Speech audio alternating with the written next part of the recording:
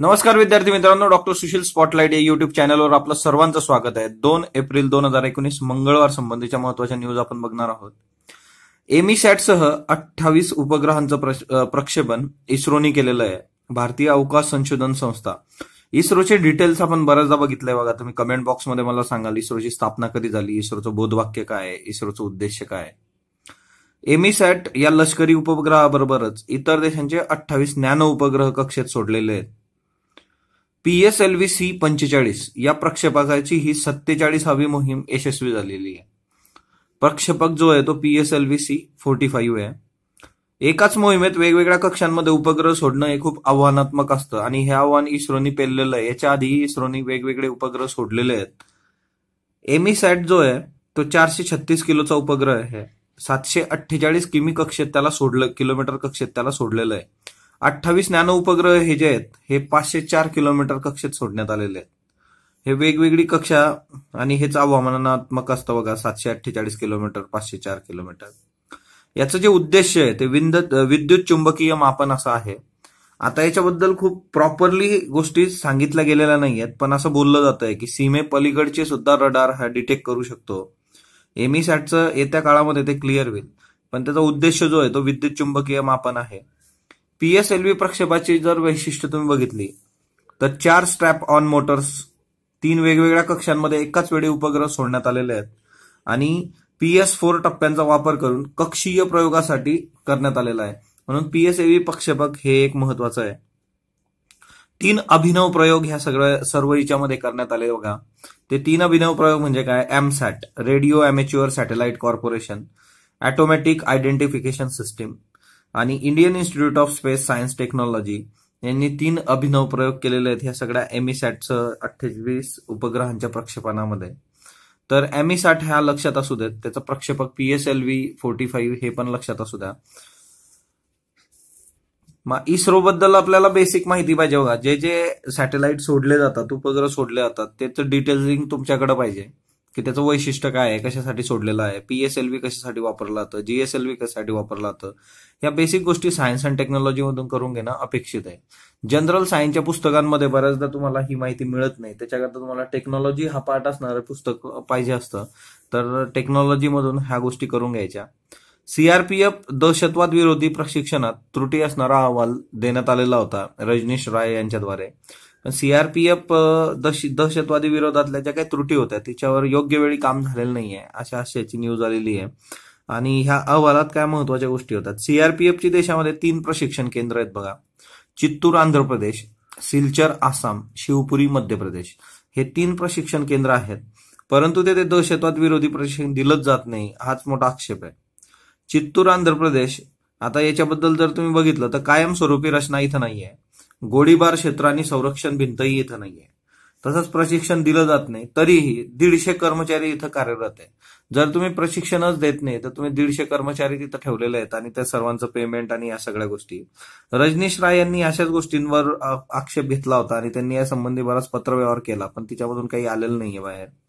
रजनीश राय, आता ही जी न्यूज आहे ही कशाच्या आधारे आहे तर एका CRPF मधल्या अधिकाऱ्यांनी ते सांगितलेलं आहे नाव न सांगण्याच्या अटीवर। अजून हे असं क्लिअरली गोष्टी समोर नाही येत अशा पद्धतीने। रजनीश राय CIT स्कूल जे आहे दहशतवाद विरोधी प्रशिक्षण केंद्र चित्तूर आंध्र प्रदेश त्याचे प्रमुख होते। ते 1992च्या IPS तुकडीमधून IPS झालेले आहेत। जून 2017 पर्यंत ईशान्येकडील भागात CRPF पोलीस महानिरीक्षक म्हणून त्यांनी काम केलेलं आहे आणि त्यांच्या पत्रव्यवहार संबंधीची ही न्यूज आहे। देना बँक, विजया बँक आणि बँक ऑफ बडोदा याचं देना बँक, विजया बँकेचं बँक ऑफ बडोदामध्ये विलिनीकरण झालेलं आहे। ही न्यूज बऱ्याच दिवसापासून होती, तर आता ही एक महत्वाची आपल्यासाठी बाब की बँक ऑफ बडोदा ही भारतातली 3 नंबरची सर्वात मोठी बँक आहे। पहिली बँक आणि दुसरी बँक कुठली ते तुम्ही मला कमेंट बॉक्समध्ये सांगा, हे बऱ्याचदा डिस्कस केलंय आपण। त्याच्यानंतर नेक्स्ट जी न्यूज आहे आपली ती ज्येष्ठ समीक्षक डॉक्टर सुरेश रामकृष्ण चुनेकर यांच्या संबंधी आहे। ज्येष्ठ समीक्षक डॉक्टर सुरेश रामकृष्ण चुनेकर 82व्या वर्षी यांचं निधन झालेलं आहे।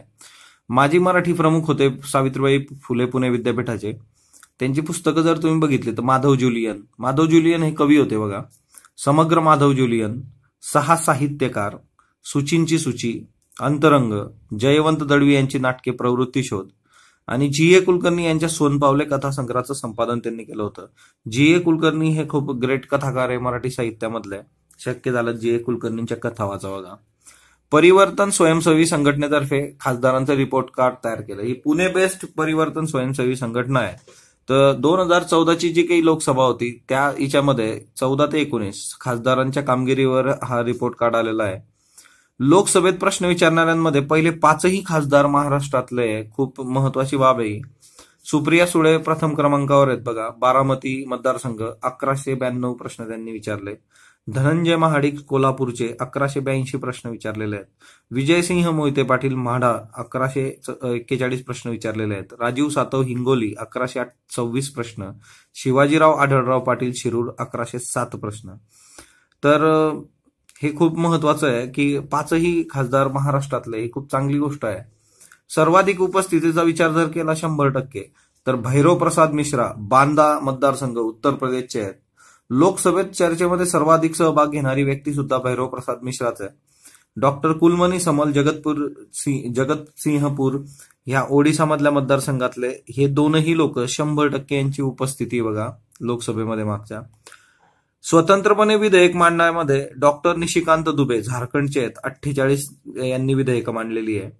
खासदार निधीचा सर्वाधिक वापर करणारे जनार्दन सिंह सिंग्रीवाल आहेत बिहारचे. ते सर्वात जास्त त्यांनी खासदार निधीचा वापर केलेला आहे. महाराष्ट्राचा टिपिकल विचार जर तुम्ही केला तर महाराष्ट्रात सर्वाधिक उपस्थिती ज्या खासदाराची ते म्हणजे अरविंद सावंत दक्षिण मुंबईचे खासदार आहेत 97.3%. एकही प्रश्न उपस्थित न करणारे खासदार जर तुम्ही बघितले महाराष्ट्रातून तर नितीन गडकरी आहेत, उदयनराजे भोसले आहेत, अनंत गीते आहेत, मधुकरराव कुकडे आहेत. तर ह्या 4ही खासदारांनी एकही प्रश्न उपस्थित केलेला नाहीये. चर्चेमध्ये जर सहभागाचा विषय जर झाला तर सर्वात जास्त महाराष्ट्रातून चर्चेत सहभाग श्रीरंग बारणे आहेत मावळ 297 या चर्चांमध्ये त्यांनी सहभाग घेतलेला आहे. सर्वात जास्त सहभाग घेणारी भारतातील व्यक्ती जी ती भैरव प्रसाद मिश्रा आहे बांदा उत्तर प्रदेश मधला मतदारसंघ. सर्वाधिक स्वतंत्र विधेयक शिवाजीराव आढळराव पाटील आणि श्रीरंग बारणे यांनी 20 विधेयकं मांडलेली आहे 20-20. आणि सर्वाधिक विधेयकं जर तुम्ही बघितली भारताच्या बाबतीमध्ये तर निशिकांत दुबे बघा झारखंड 48 विधेयकं. खासदार निधीचा सर्वाधिक वापर करणारे डॉक्टर किरीट सोमय्या आहेत 25.61 कोटी एवढं त्यांनी खासदार निधी वापरलेला आहे. संपादकीयचा जर विचार केला तर गरिबीवर 2 संपादकीय आलेले आहेत. लोकसत्ताचं संपादकीय पण गरिबीशी रिलेटेड आहे बघा अग्रलेख जो आहे. दुसरं आहे म्हणजे महाराष्ट्र टाइम्स गरिबीवर जगणारे श्रीमंत असं चाललेलं आहे. मी तुम्हाला सांगतोय अर्थ बऱ्याचदा सांगितलं अर्थव्यवस्थेचं जे पुस्तक आहे त्याच्यातून गरिबी हा जो पार्ट आहे तो खूप चांगला करा. येत्या काळामध्ये आपल्याला त्याच्यावर प्रश्न विचारले जाऊ शकतात की गरिबीचे प्रकार वगैरे कुठल्या कुठल्या समित्या आल्या होत्या, त्यांचा बेस काय होता, कॅलरीवाले कोण होते, या सगळ्या गोष्टी आपल्याला विचारल्या जाऊ शकतात. तर गरिबी एक करून ठेवा. रमणिका गुप्ता यांचं निधन झालेलं आहे बघा. कवयित्री, कथाकार, कादंबरीकार, आत्मचरित्रकर्त्या आणि संपादक या सगळ्या भूमिका रमणिका गुप्ता यांनी वठवलेल्या आहेत. आस्था हे शाश्वत नाही होती हे वास्तववादी सत्य त्यांनी सांगितलं होतं. मावशी म्हणून त्यांची कादंबरी जी आहे मावशी ती पण खूप फेमस आहे. आपहू दरी ही त्यांची आत्मकथा हे तरुणींसाठी तरुण मुलींसाठी खूपच ही प्रोत्साहनात्मक आहे. रमणिका फाउंडेशन ही त्यांनी सुरू केलं होतं आणि याच्यातून आदिवासी, दलित आणि स्त्रीवादी लेखकांना पुरस्कार दिले गेलेले आहेत. आसाम सरकारच्या बाबतीमध्ये स्थलांतरांची माहिती देण्यात यावी असं सर्वोच्च न्यायालयाने निर्देश दिलेले आहेत. आसाममध्ये काय केलेलं आहे बघा.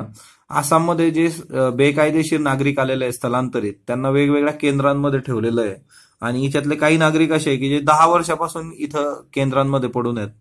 तर रंजन गोगोई यांनी स्पष्टपणे म्हटलंय की ही जे अवैध नागरिक होते त्यांच्या बाबतीत योग्य प्रक्रियेचा अवलंब व्हायला हवा होता आणि त्यांना त्यांच्या देशात पाठवायला हवं होतं.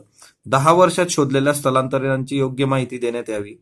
आसाममध्ये स्थलांतरितांना बेमुदत डांबून ठेवता येणार नाही सर्वोच्च न्यायालयाने क्लिअर केलेलं आहे. सो येत्या काळामध्ये जे बेकायदेशीर स्थलांतरित आहेत आसामच्या बाबतीत आणि इतरही तर त्यांचा प्रश्न मार्गी लागण्याचे आता सर्वोच्च न्यायालयाने संकेत दिलेले आहेत. तर ते आपण बघूयात येत्या काळामध्ये काय होतं.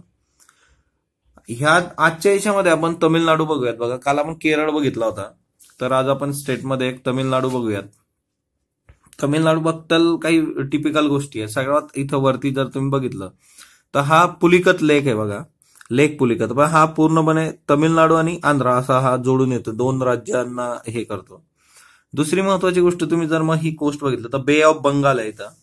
त्यानंतर पाल्क बे आहे इथं, पाल्क स्ट्रीट आहे बघा, हे महत्वाचं आहे. रामेश्वरम धनुष्यकोटी आहे, गल्फ ऑफ मन्नार आहे. गल्फ ऑफ मन्नार डुगॉंग नावाचा अॅनिमल असतो बाबा, डुगॉंग हे सी ग्रास खातं. याच्यावर युपीएससीने एकदा प्रश्न विचारला होता, हा सापडतो बघा इथं. डुगॉंग महत्वाचा आहे. त्याच्यानंतर हा सगळ्यात नॉर्थन मोस्ट कन्याकुमारी आहे बघा, सॉरी सदर्न मोस्ट कन्याकुमारीचा पार्ट हा सगळा. त्याच्यानंतर दुसरी महत्वाची गोष्ट, तुम्ही जर गेलात तर भौगोलिक मध्ये कार्डामॉम हिल्स आहेत बघा. या कार्डामॉम हिल्स केरळ आणि तमिळनाडू आपण कालच बघितल्या, त्या पसरलेल्या आहेत अशा. आपण काल केरळ बघितला होता. ह्या इथं पलानी हिल्स आहेत बघा. त्याच्यानंतर ह्या अनाईमलाई हिल्स आहे, अनाईमुडी त्याच्यावरचं सगळ्यात उंच शिखर 2695 मीटरचं आहे. वैगेई नावाची रिव्हर, ही कावेरी सर्वात महत्वाची इथली बघा, ही कावेरी रिव्हर आहे. त्याच्यानंतर वैगेई रिव्हर तुम्ही बघू शकता. त्यानंतर ह्या शेवराय हिल्स आहेत, ह्या जावडी हिल्स आहेत. म्हणजे तुम्हाला नॉर्थ पासून जर साऊथकडे विचारलं किंवा साऊथ पासून दक्षिणेकडून उत्तरेकडे, तुम्हाला सांगता आलं पाहिजे की जावडी हिल्स आहेत, मग शेवराय हिल्स आहेत, मग पलानी हिल्स आहेत, त्यानंतर कार्डामॉम हिल्स आहेत. तर हे लाईनीने आपल्याला सांगता आलं पाहिजे की जावडी, शेवराय, पलानी आणि कार्डामॉम नॉर्थ पासून साऊथकडं. दुसरी महत्वाची गोष्ट, तुम्ही जर ह्या कोस्ट लाईनला आला बे ऑफ बेंगॉलच्या, तर इथं कालीवेली टँक आहे. त्याच्यानंतर इथं पॉंडिचेरी सुद्धा तुम्ही बघू शकता, हे पॉंडिचेरी.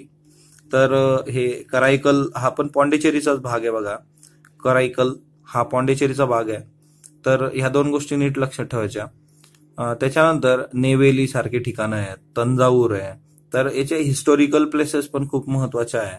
त्याच्यानंतर खाली तुम्ही आला तर हे मदुराई आहे बघा. हे सगळे महत्वाचे ठिकाणं आहेत. हे दिंडीगुल आहे. याचे जे वैशिष्ट्य तुम्ही जर मला सांगितलं कमेंट बॉक्समध्ये तर बघा, जर शक्य झालं तुम्हाला तर या गोष्टी शोधल्या पाहिजे तुम्ही. त्या ह्या पद्धतीने खूप महत्वाचं आहे आपल्यासाठी की ह्या गोष्टी आपण वर्कआउट केल्या पाहिजेत तमिळनाडूच्या बाबतीमध्ये. स्पॉटलाइटला तुम्ही जो काही प्रतिसाद देत आहात त्याबद्दल मी आपला खूप आभारी आहे. स्पॉटलाइटला लाईक करा, शेअर करा, सबस्क्राईब करा. जर तुमचे काही सजेशन असले ते नक्की कमेंट बॉक्समध्ये नोंदवा. धन्यवाद विद्यार्थी मित्रांनो.